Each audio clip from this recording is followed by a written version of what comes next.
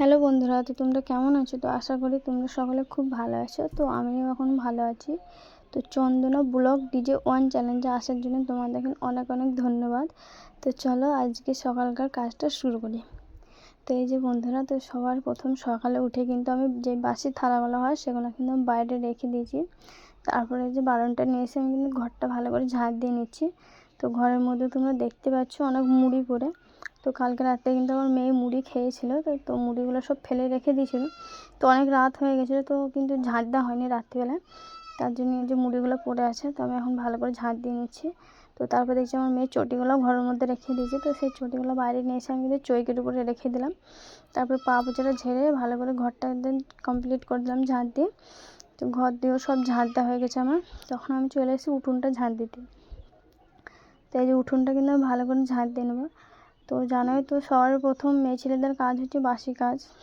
সকালকার কাজ ঝাড় দেওয়া, ঘর ঝাড় দেওয়া, উঠোন ঝাড় দেওয়া, বাসি থালা বাসন ধোয়া। তো যাদের গরু ছাগল আছে তাদের কিন্তু আর একটু বেশি কাজ হয়। মানে গরু ছাগল থাকলে গোয়াল কাড়া, গোবর দেয়, মানে একটু বেশি কাজ। কিন্তু এক টাইমে আমাদেরও গরু ছিল, গরু ছাগল হাঁস মুরগি সবই ছিল।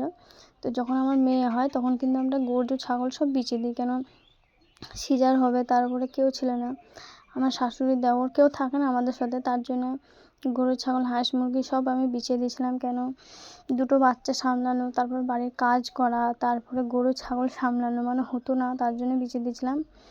তো যাই হোক, এখন আমরা ভাবছি কি গরু ছাগল নেবো, কিন্তু আমার হাজব্যান্ড মানা করছিল যে পরে নেবা, আর কিছুদিন হোক। এই তো সবে 3 বছর হলো আমার মেয়ে, আর 2 বছর হোক তারপরে নেবা এরকম বলছে। তো যাই হোক, হাজব্যান্ডের কথা তো শুনতেই হবে। তো এই যে কলটা দেখতে পাচ্ছ তোমরা, কলের মধ্যে না জল উঠছে না, জল দিয়ে তারপরে জল তুলতে হয়। কেন কলটা কিন্তু আমার হাজব্যান্ড 2বার ঠিক করেছে, কিন্তু তারপরেও হচ্ছে না গো। তো এইভাবে করে জল তুলতে হয়, আর বালতির মধ্যে জল ভরে রেখে দিতে হয় জল তোলার জন্যে, আর ওই জল দিয়ে কাজ করতে হয়। তো যাই হোক, তারপরে এই যে মারল দেওয়ার জন্য মগের মধ্যে জল নিয়ে গোবরটা গুলে নেওয়ার পর মারলটা কিন্তু আমি দিয়ে দিলাম। তারপরে যে মগে যে জলটা ছিল সেই বাকি জলটা উঠোনে আমি একটু ছিটিয়ে দিলাম। তারপরে দেখছি অনেক কাপড় হয়ে গেছে, তো কাপড়গুলো কাচতে হবে, মানে 2 দিন আমি কাপড় কাচিনি গো। তার জন্য ভাবলাম আজকে কাপড়গুলো কেচে দিই, আজকে যদি না কাচি তাহলে আরও অনেক কাপড় হয়ে যাবে, তখন কাচতে পারবো না অত কাপড়। আর কল পাম্প করে কাচা মানে অনেকটাই কষ্ট। আমাদের কিন্তু এই মোটর বসানো নাই, কি মোটরের জলে কাচবো সেরকম কোনো কিছু করা নেই, শুধু কল আছে। তো কল পাম্প করে কাচতে আমার অনেক কষ্ট হয়।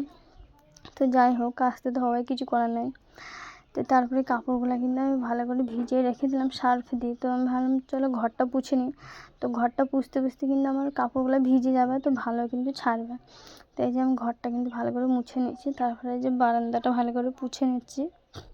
তো বারান্দাটা পুছে নেওয়ার পর কিন্তু বাকি কাজগুলো সব করে নেবো। তারপরে এই যে ফাইনালি আমি চলে এসেছি কাপড়গুলো কাচতে। তো বাইরের কাজ আমার কিন্তু সব কমপ্লিট হয়ে গেছে, শুধু কাপড়গুলো কেচে আমি চান করে নেবো, তাহলে আমার কাজ হয়ে যাবে। তো জানোই তো, সবার প্রথম সকালকার কাজ হচ্ছে বাসি কাজ। তো বাসি কাজ করে নেওয়ার পর কিন্তু বাসি কাপড়টা ছেড়ে ফেলে দিতে হয়।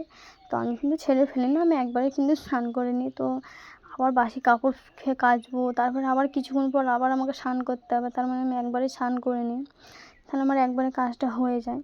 তারপরে এই যে কাপড়গুলো আমি কেচে নিচ্ছি, আর আমি কিন্তু একবারেই দুটো কাজ করে নিচ্ছি, কেচে আবার সঙ্গে সঙ্গে বালতির মধ্যে ধুয়ে নিচ্ছি। কেন কি কল পাম্প করে কাচতে অনেক কষ্ট হচ্ছে, তার মধ্যে যদি কেচে কেচে রাখি তারপর আবার ধুতে আমার অনেক জল লেগে যাবে। তার মানে যে কেচে আমি একবারে ধুয়ে নিই, আমি এরকম করেই কাচি আর এরকম করে ধুয়ে নিই, তাহলে কাজটা একটু তাড়াতাড়ি হয়ে যায়। তো এই যে দেখতে পাচ্ছ আমার কিন্তু কাঁচা হয়ে গেছে, তবে ধুয়েছি মানে সব কাঁচা হয়নি, দেখতেই পেলে তোমরা 1 বালতি কাপড় ছিল। তো 1 বালতির মধ্যে মাত্র এই অল্প কাঁচা হয়েছে, 1 বালতির মধ্যে অল্প কাঁচা হয়েছে কাপড়। তো সেই কাপড়গুলোই কেচেছি। তো কাপড়গুলো কাচতে কিন্তু আমার অনেকটা টাইম লেগে যাবে। তো কাপড়গুলো কেচে নেওয়ার পর কিন্তু আমি বাকি যে কাজগুলো করে নেবো।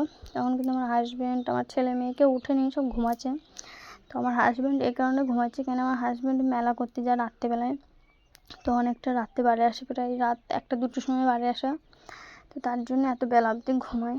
তো যাই হোক, এখন দেখতে পাচ্ছি কিন্তু অনেকটা টাইম পার হয়ে গেছে। তো আমি কিন্তু চান টান করে চা করে খেয়ে চায়ের বাসন টাসন ধুয়ে সবজি টবজি সব কাটাকুটু করার পর আমি কিন্তু রান্না বসিয়ে দিয়েছি। তো ভাত হয়ে গেছে, সাইডে কিন্তু ডিম সেদ্ধ করে নিয়েছি। তারপরে যে কড়াইটা বসিয়ে তেল দিয়ে দিয়েছি, তার মধ্যে কিন্তু একটু হলুদ আর একটু নুন দিয়ে দিয়েছি তেলের মধ্যে। তারপরে যে ডিমটা ভালো করে ভেজে নিচ্ছি। তো ডিমটা যে লাল লাল করে ভাজা হয়ে গেছে, তখন আমি তরকারিটা বসিয়ে দিচ্ছি। তো তারপরে যে পেঁয়াজগুলো দিয়ে দিচ্ছি আমি। তো অল্প পেঁয়াজ দিচ্ছি, অল্প পেঁয়াজ থুয়ে দিচ্ছি, কেন আলু ভাজবো তার জন্য। তো আজকে কিন্তু বেশি কিছু রান্না হচ্ছে না, আজকে ডিম রান্না আর আলু ভাজা।